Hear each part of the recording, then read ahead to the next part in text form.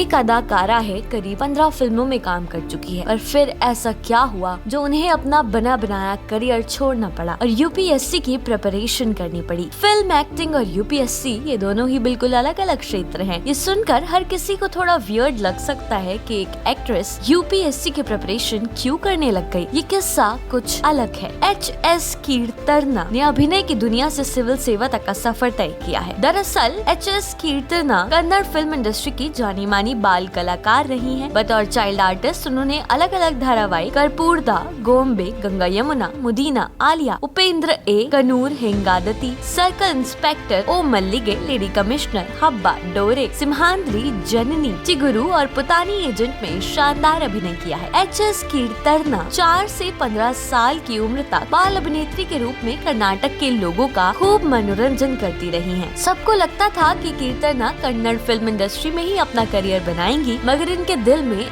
IAS अफसर बनने का ऐसा जज्बा जगा कि 5 बार फेल होने के बावजूद इन्होंने हार नहीं मानी और छठे प्रयास में आईएएस बन गई। जब बाल कलाकार के रूप में काम कर रही थी तभी उन्हें समझ आ गया था कि इंडस्ट्री ऐसी नहीं है जैसी दिखने में लगती है। इंडस्ट्री के अंदर आपको बहुत टॉर्चर किया जाता है और कई बार तो अगर आप किसी रोल के लिए फिट नहीं हैं तो आपको बॉडी शेम भी किया जाता है। जब आप हमेशा से इस इंडस्ट्री में काम करना चाहते हो और एक वक्त के बाद आपके पास शायद कोई ऑप्शन नहीं होता है कि आप इस इंडस्ट्री को छोड़कर अपने करियर को स्विच कर पाओ, तो आपकी मजबूरी हो जाती है इस इंडस्ट्री में रहकर काम करते रहना। पर जब आपकी उम्र कम होती है और आप ये समझ जाते हो कि इस इंडस्ट्री में सरवाइव करना एक बहुत बड़ा टास्क है, तो आपके लिए करियर स्विच करना थोड़ा आसान हो जाता है। कीर्तना के साथ भी यही हुआ था। उन्हें इंडस्ट्री में जितना पैसा और स्टारडम मिल रहा था उतना ही ज्यादा शोषण हो रहा था। जैसे जैसे वो बड़ी हो रही थी उन्हें ये चीजें बहुत तकलीफ दे रही थी। इसलिए एक दिन उन्होंने ये स्टारडम छोड़ने का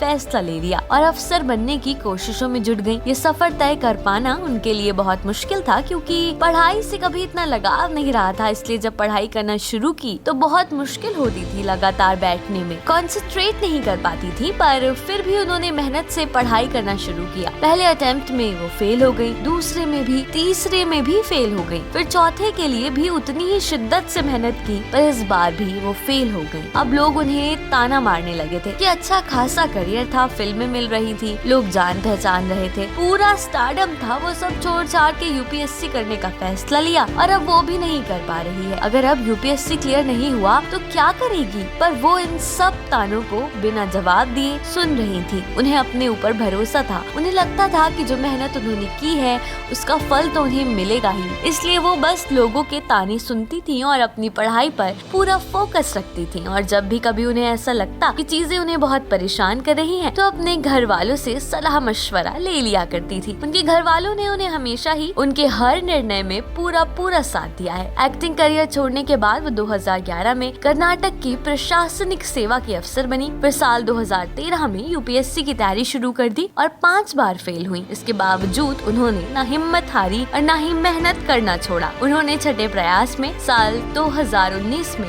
167th रैंक लाकर आईएएस अफसर बनने के अपने सपने को पूरा कर लिया। जब वो 4 बार एक ही परीक्षा में फेल हुई तो हमेशा अपने आप को और स्थितियों को दोषी ठहराती रही। पर जब उन्होंने अपना 5th और 6th अटेम्प्ट दिया तब उन्होंने सोच लिया था कि ये गंभीर प्रयास वो जरूर करेंगी और इसमें उन्होंने अपनी सारी मेहनत झोंक दी और सफलता भी हासिल कर ली। इनकी कहानी से हमें ये सीखने को मिलता है कि हम अगर अपनी तरफ से पूरा और ईमानदारी भरा प्रयास करें तो हम सफल जरूर होते हैं। कर्नाटक कैडर में बतौर साल 2020 बैच की आईएएस अफसर कीर्तना एच.एस. को कर्नाटक के मांड्या जिले के सहायक आयुक्त के रूप में अपनी पहली पोस्टिंग मिली थी और वर्तमान समय में वो सहायक आयुक्त मांड्या कर्नाटक के पद पर तैनात है। यूथ आइकन ऑफ इंडिया में आज के लिए बस इतना ही। ऐसी ही और कहानियों को जानने के लिए देखते रहिए यूथ आइकन ऑफ इंडिया। आपको हमारी आज की कहानी कैसी लगी हमें कमेंट बॉक्स में जरूर बताइएगा।